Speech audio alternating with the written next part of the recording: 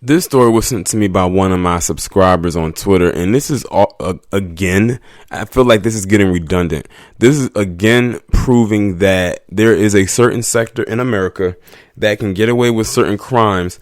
Then when they do the time and then they get out when they should not be released, or if they don't get any type of punishment, then they go and do another higher level crime than what they committed before. And that's the story with this guy right here, whose name is Craig Matthew Tamber, and he is 40 years of age, of a place called Los Alamitos in California.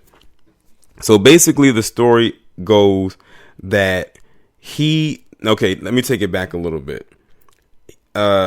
He was just convicted in December for the murder of a man by the name of Cheyenne Masroi, and forgive me if I'm mispronouncing his name. I'm not exactly how sure the man identifies. I did see a picture of him. I can't really tell if he's Hispanic or what have you. I might put up a picture of him maybe in the thumbnail so you can see what he looks like.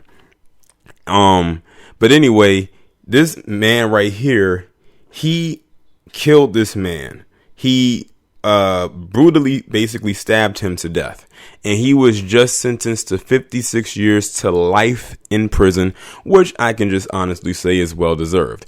Now, the reason why I'm saying this is becoming redundant is because back in 2007, this man pled guilty to involuntary manslaughter of somebody else. I'm going to read to you what it said.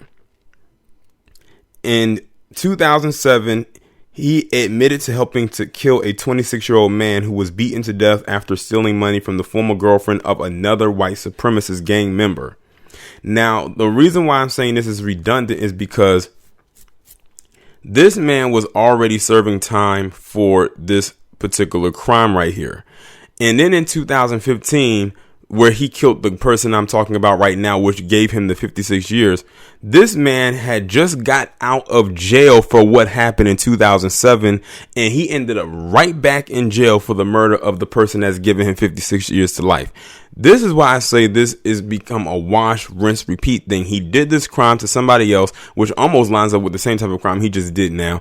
Involuntary manslaughter, and him pleading guilty, he basically admitted that, yes, he did it, and it was no accident. He admitted to purposely killing this person.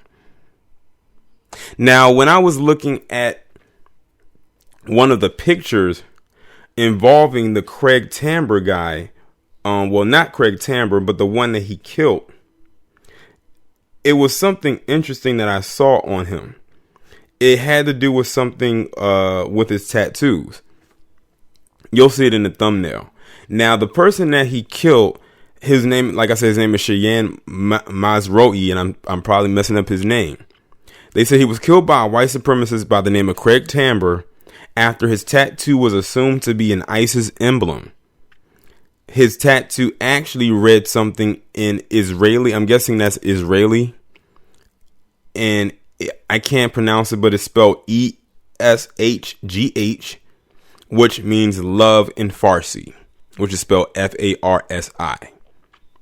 So this shows you how dumb this individual is. He thought it was an ISIS emblem. And when he saw that, he just knew he had to go and kill this guy. Meanwhile, this Craig Tamber guy had a tattoo around his neck, and it says around his clavicle, and it said it reads PEN 1, PEN number 1. AKA Public Enemy Number 1, a notorious Orange County-based white supremacist gang. Now, you can't really see it right here because he has a shirt cover, but if you can see a little bit above the neckline, you can kind of see it poking through the t-shirt underneath the orange jumpsuit.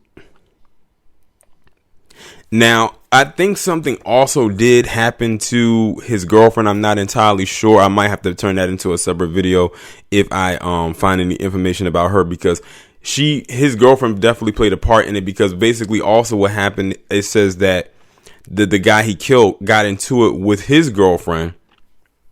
They got into a shouting match and whatever. She hurled racial slurs at him, and even got to the point where it got to the most degrading thing you could ever do to somebody else, of spitting. They said that him and the girlfriend were spitting at this man before he actually killed him. And then I was reading also too, it said that his family, that was their only son. That was their only son, and this individual took their son away from him because he was being a racist ass prick. Well, now let's see how he thrives behind bars. But because 56 years is a long time to someone who is currently 40 years of age. But then you tack on to life, he ain't getting out. He's going to die in that prison.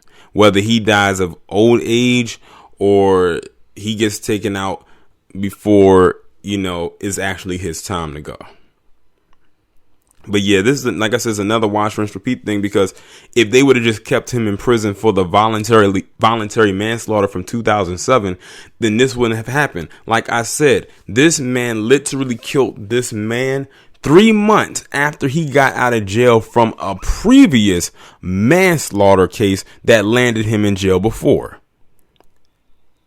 Like, I feel like those type of people who do stuff like that should never get out of jail whatsoever.